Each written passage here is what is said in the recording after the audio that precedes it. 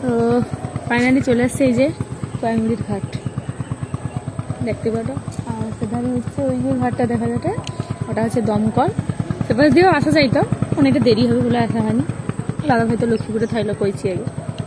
আর ওভাবে হচ্ছে রায়দিঘি, আর এখানে হচ্ছে মইপিঠ, তো যেখানে হচ্ছে আমরা যাবো।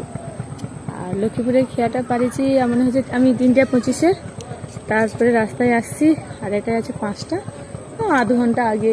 কটা বাজছে? 4:20 না, 4:20 বলছি, 4:30, সরি 4:30, 5টার খেয়ে একটু বসি।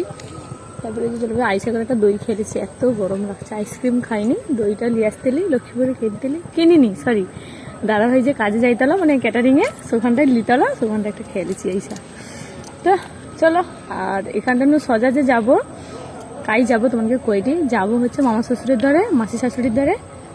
আর তানকের ধরে যাওয়ার আগে যাব হচ্ছে গঙ্গার ঘাট। সবাই জানো মইপিঠের গঙ্গার ঘাটটা কতটা ফেমাস। আর আগে যাইছি, তবে রাত্রে কোনো দিন যাইনি, রাত্রিবেলায় কীরকম মানে সুন্দরতাটা অতটা জানিনি। তো আগে সেখানে যাব, তারপরে মামার দ্বারে যাব। দিনের বেলা দেখছি, যাই হোক মোটামুটি যাব।